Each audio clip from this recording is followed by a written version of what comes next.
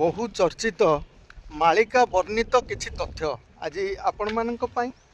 आमे जो आसीछु आज ये हूँ भितरगढ़ पारेश्वर आम पारादीपर कथारे कहती लोक कथारे बहु परिमाण चर्चा रही आसी आज्ञा उदयवट मालिका वर्णित पीठ पारेश्वर आज्ञा अच्छी पारेश्वर गोटे किंवदंती लोक कथार अच्छी आज्ञा से 12 हाथ खंडा रही कबाट बंद अच्छी से कबाट फिटिगले से 12 हाथ खंडा बाहर से खंडा धरिक कल्कि आमर संहार करेंगे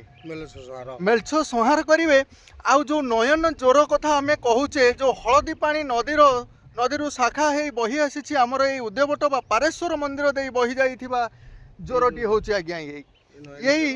नयन जोर पानीटे पूरा लाल वर्ण धारण कर मालिका प्रसिद्ध जोर ये उद्यवट आज ताको पोती दि जाऊँ आज्ञा देखिपे पोतिकी स्वतंत्र घर सब कराऊँगी यह द्वारा ये सरकारी जगह ना ये जोरटी कहार आज्ञा यहाँ तो मालिका वर्णित आज्ञा उदयवट धाम जो कि उदयवट धाम रे जो पारेश्वर आमर 12 हाथ खंडा लुचि ये दिने मालिका जो वर्णित कल्किराम बाहर रक्तर नदी उदयवट पारेश्वर बहीजीव ये से नयनी जोर ये नयनी जोर उपरे यथा आमर मेन रोड साइड दे ये जहाँ 18 बाकी पर्यंत बही जाइए ये जो जोर उपरे लोक मैंने निजर जगह कही माटी फाटी पकाउछन्ति ये आगामी प्रशासन ताकू बुझिबो ठाकुर कथा ये प्रशासन को मध्य जना जाइछि तेणु प्रशासन कही तार आगामी दिन में कार्य अनुष्ठान या कार्य ग्रहण करिवे जोर ये जोर आगु गुरुदेव लिखिछन्ति इठी पद्म वन भी थिला एबे भी देखिया को मिलिबो ये जो माटी करे करे मध्य पद्म गछ अछि पद्म फुटुला ये जोर रे मु निजे भी पद्म कुंडे कुंडे तोली जगन्नाथ गुरुदेव पाखे भी समर्पिची किंतु आज ये दुर्बृत्त माने माटी पके निजर बोली कही जबरदस्त माटी पकाउछन्ति देखा प्रभु जगतर नाथ जगन्नाथंकर मंदिर मध्य गढ़ी उठी जगन्नाथंक मंदिर एठारे मध्य उदयवटे कल्कि तत्व आश्रम अच्छी एठी मध्य कल्कि बाहर बोली किसी लेखा अच्छे आज्ञा आम पारेश्वर पाखु जो तथ्यटी नौचे पारेश्वर पाखे खंडा अच्छी सत कि प्रभु अवतार कौटू ने अवतार से तो छतिया बटरू आसवे कला धला घोड़ा चढ़ी आसवे छतिया बटरू आसवे पारेश्वर से साक्षात हम से अश्व जे विराजमान करेंगे प्रभु से मेलछ संहार करने से जो अस्त्रटी से संग्रह करेंगे जोटा बाबा लोकनाथ देवे जो लोकनाथ जगी रही जी गुप्त स्थान पारेश्वर से रही से तो हम लीलाखेला कथा प्रभु समय आसी जाइए तो देखा सूचना जे जिते पृथ्वी पृष्ठ समस्ते मिलित हो प्रभु रक्षा कर बोली आत्मनाद करेंगे तुम निश्चय प्रभु आज विराजमान कर समस्त एबे कौन बंधु से समय आसे ना कि हाँ आसी तो कली थाऊ सत्य प्रकाशिब ये तो एबे बा सही सत्य कलीर समय ये हूँ से सत्य कलीर समय सत्य कली समय रे आमे रही कलीर अंत कथा भावुचे आज्ञा कलीर अंत होगापाई बहुत समय अच्छी जहाँ भी महापुरुष मैंने सब लिखि जाइछन्ति तांको कथा को लेकर आम आगू को बढ़ुचे आज्ञा जदियो भी ये विजुअल माध्यम कहार मन में किसी कष्ट हुए से आम दुखित आज्ञा जो जलभागटी आमर यह को पूर्वर से मालिका लेखा अच्छी कि पद्म वन नाम ये नदीटी हाँ उदयवटर सम्मुख पूर्व पार्श्व पद्म वन जो गुरुदेव माने आगे प्रथम स्नान करुले यात्री माने भी आसी गोड़ फड़ धोईक गुरुदेव पाखक जाऊे दर्शन करते पद्म जोर विराट बड़ थिला एठू देखिपे आमर मंदिर जगतर नाथ जगन्नाथ धाम आम उदयवट आज्ञा एठू प्रभुंक पाई फूल नौले आज्ञा एठू ये हूँ से नदी जो नदी दिने रक्त रंजित हेबो बोली मालिकार वर्णित अच्छी केते दूर से कथार यथार्थ अच्छी से कथा तो आम बर्तमान कहीपरू ना आज्ञा कहीं आम बर्तमान कली समय आज्ञा बंचुचु आम कौन जानी ताकू साधु सन्त मैंने कहे आम बाबा कथा हेबा जानिबा आज्ञा आमर से जार नाम बर्तमान नयन जोर बोली कहते आज्ञा से तो पोती ही गलानी किंतु उद्यवटर सामने आमको किसी बंधु मैंने मत देले पद्म वन बोली सेठी थिला सेठू पद्म फूल सब आणुथिले एठी आम उद्यवट धाम को आसुथिला पद्म फूल होची गंडुकी नदी बोले क्षीर नदी बोली प्रकाश तार पोल अच्छी चंपा पोल आप नेशनल देखिए चंपा पोल अच्छी ଆଶ୍ରମର ଯେଉଁ ଅନୁଷ୍ଠାନ ସବୁ କରାଯାଏ ମାଘ ସପ୍ତମୀ ନାମକ ଅନୁଷ୍ଠାନ କରାଯାଏ ଆମର ସେ ପାଖରେ ଯେଉଁ କ୍ଷୀର ନଈର ଗୋଟେ ତୁଠ ଥିଲା ଏଠି ତ ପାଣିର ସୁବିଧା ସେମିତି ନଥିଲା କଳଯାତ୍ରାଟା ହିଁ ସେ ତୁଠରୁ କରାଯାଏ ସେଇ ନଦୀକୁ କ୍ଷୀର ନଈ ବୋଲି ଆମେ କ୍ଷୀର ନଈ କହନ୍ତି ତେଣୁ ମହାପୁରୁଷ ଲେଖିଛନ୍ତି ତାକୁ ପ୍ରମାଣ କରିବା ପାଇଁ କ୍ଷୀର ନଦୀ ଦକ୍ଷିଣରେ ଲିଙ୍ଗ ନାମେ ଖ୍ୟାତ ଖଞ୍ଜିଛି ଧାତା ପଶ୍ଚିମୀ ଲିଙ୍ଗ ଯେ ମହେଶ ଗିରିଗୋପ୍ୟ ହୋଇଅଛି ମାଟି ପ୍ରାୟ ହୋଇ ଗହ ଗହ ବସନ୍ତ ସର୍ବଦା ଭୟ ଅର୍ଥାର ଉଦୟବଟର ପୂର୍ବ ପାର୍ଶ୍ୱରେ ଏକ କ୍ଷୀର ନଦୀ ଅଛି ପଶ୍ଚିମ ପାର୍ଶ୍ୱରେ ମହାପ୍ରଭୁ ଅଛନ୍ତି କିଏ ସିଦ୍ଧେଶ୍ୱର ପାରେଶ୍ୱର ମେଲଛ ସଂହାର କରିବେ ଏଇ ଯେଉଁ ନଦୀଟି ଆମେ ଆଲୋଚନା କରୁଛେ ଏଇ ନଦୀ ରକ୍ତର ନଦୀ ସୁଅ ଛୁଟିବ ବୋଲି କିଛି ବର୍ଣ୍ଣିତ ଅଛି ବୋଲି କିଛି କୁହନ୍ତି ସେ ବିଷୟରେ କ'ଣ ଟିକେ କହିବେ କ୍ଷୀର ନଦୀ ଦକ୍ଷିଣରେ ଲିଙ୍ଗ ନାମେ ଖ୍ୟାତ ଖଞ୍ଜିଛି ଧାତା ପଶ୍ଚିମୀ ଲିଙ୍ଗ ଯେ ମହେଶ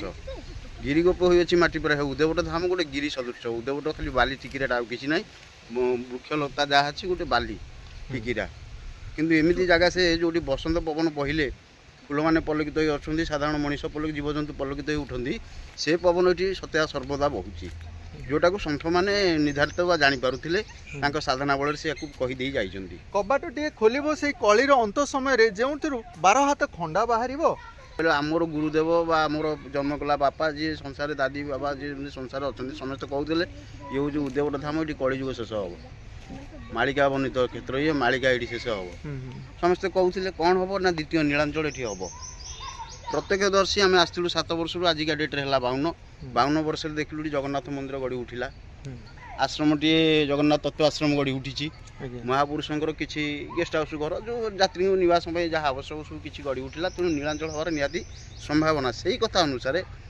ଆମର ଯେଉଁ ପାରେଶ୍ୱର ରହିଛନ୍ତି ମହାପ୍ରଭୁ ପାରେଶ୍ୱର ମହାପ୍ରଭୁ ସେଠି ବ୍ରିଟିଶଙ୍କର ଜାହାଜ ସବୁ ରୁହେ ବୋଲି ପ୍ରମାଣ ରହିଛି ଯେଉଁଟାକି ବ୍ରିଟିଶର ଏକ ଜାହାଜ ବୁଡ଼ି ଯାଇଥିଲା ସେ ସମୟରେ ତାକୁ ଉଦ୍ଧାର କରିପାରିନଥିଲେ ଏ ଜାଗାର ଯିଏ ରାଜା ଥିଲେ ବୀରବର ସାମନ୍ତ ବା ଷଣ୍ଢ ରାଜା ଯିଏ ଥିଲେ ତାଙ୍କ ତତ୍ତ୍ୱାବଧାନରେ ସେ ଜାହାଜଟି ସେ ତାଙ୍କୁ ହ୍ୟାଣ୍ଡଓଭର କରିକି ଯାଇଥିଲେ ରାଜା ତାଙ୍କ ସମୟରେ ସିଏ ବି ଚାହିଁଥିଲେ ଉଦ୍ଧାର କରିବା ପାଇଁ ଉଦ୍ଧାର କରିପାରିନଥିଲେ ତେଣୁ ସେଠି ଗୋଟେ ଜିନିଷ ଅଛି ବୋଲି ସେ ଗୋଟେ ସ୍ତମ୍ଭ ବୋଲେ ଗୋଟେ ପତାକା ନିର୍ଦ୍ଧାରିତ କରିଦେଇ ଯାଇଥିଲେ ତେଣୁ ସରକାର ରାଜାଙ୍କର ବା ଇଏ ବ୍ରିଟିଶର ଉଦ୍ୟମ ପରେ ଯେତେବେଳେ କିଛି ନ ହୋଇପାରିଲା ତାକୁ ଗୋଟେ ପ୍ରମାଣ ରଖିବା ପାଇଁ ପାରେଶ୍ୱର ମନ୍ଦିରଟିଏ ତିଆରି କରାଯାଇଛି ମନ୍ଦିର ଆଜିକାଲି ନୁହେଁ ସେ ବ୍ରିଟିଶ ସମୟର ମନ୍ଦିର ତିଆରି କରାଯାଇଛି କଥାଟା ରହିଗଲା ଗୁପ୍ତ କ'ଣ ନା ଅମୁହା ଦେଉଳ ଆମେ ଆଉ ଯିବା ଅମୁହା କ'ଣ ରହିଛି ଦେଉଳ ଭିତରେ ଦେଖିବା ପ୍ରଭୁ ତ ଅଛନ୍ତି ସାଇଡ଼ରେ ଗୋଟେ ଚିହ୍ନ ରହିଛି ଯେଉଁଟାକି କବାଟ ପଡ଼ିକି ରହିଛି ସାଇଡ଼ରେ ଦେଖାଯାଉଛି ତେଣୁ କବାଟଟା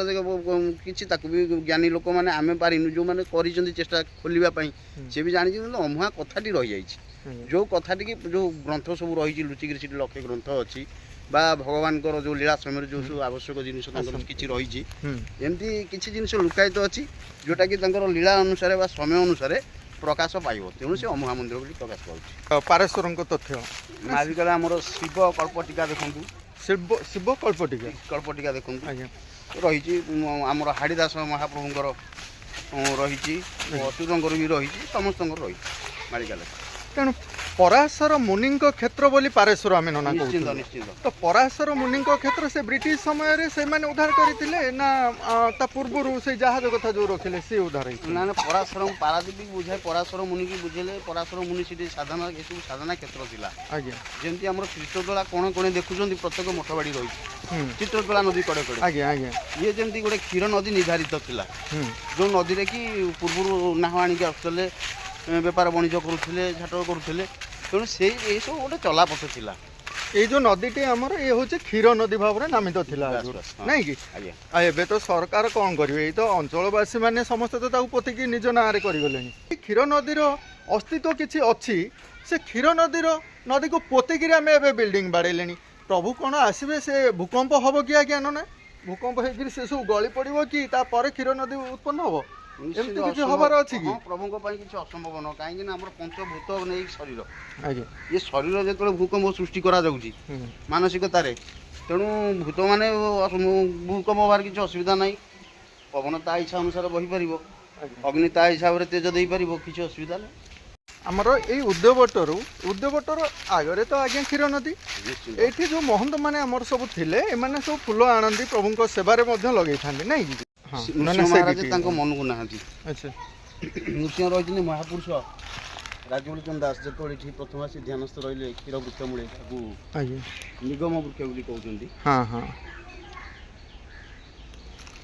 ଏଠି ଯେତେବେଳେ ପ୍ରଥମେ ଧ୍ୟାନସ୍ଥ ରହିଲେ ସେତେବେଳେ ଏଇ କ୍ଷୀର ନଦୀକି ଯାଆନ୍ତି ସ୍ନାନ କରିବା ପାଇଁ ସକାଳୁ। ଆଜ୍ଞା ପ୍ରବଳ କୁମ୍ଭୀର ରୁହନ୍ତି, କୁମ୍ଭୀର ସହିତ ଖେଳନ୍ତି, ସ୍ନାନ କରିକି ଆସନ୍ତି। କ୍ଷୀର ନଦୀକି ସ୍ନାନ କରିବା ବାହାରିବା ସମୟରେ ତାଙ୍କର ନୃସିଂହ ଦର୍ଶନ ହୋଇଥିଲେ ଏଇ ବାଘ ମହାରାଜ। ଆଜ୍ଞା ଆଜ୍ଞା ସେ ନୃସିଂହଙ୍କୁ କହିଥିଲେ, ଦେଖ ବାପା, ମୁଁ ଏଠି ଆସି ରହୁଛି ଉଦୟବଟ ଧାମ, ଏଠି ଭକ୍ତମାନଙ୍କର ସୁଅ ଛୁଟିବ, ତେଣୁ ସମସ୍ତଙ୍କୁ ସୁବ୍ୟବହାର ବା ତାଙ୍କୁ ଭଲ ବାଟ କଥା କହିବୁ, ତାଙ୍କ ସହିତ କୌଣସି ଦୁଷ୍ଟାମି କରିବୁନି, ତୋ ପାଇଁ ଆଜିଠୁ ସବୁଦିନ ଗୋଟିଏ ଲେଖେ ପାର୍ଶ୍ୱ ରହିବ। ବା ସେଇଦିନଠୁ ନୃସିଂହ ପାଇଁ ପାର୍ଶ୍ୱ ରଖାଯାଏ। ତାଙ୍କର ଦେହାନ୍ତ ପରେ ତାଙ୍କର ପ୍ରତିମୂର୍ତ୍ତି ରହିଛି।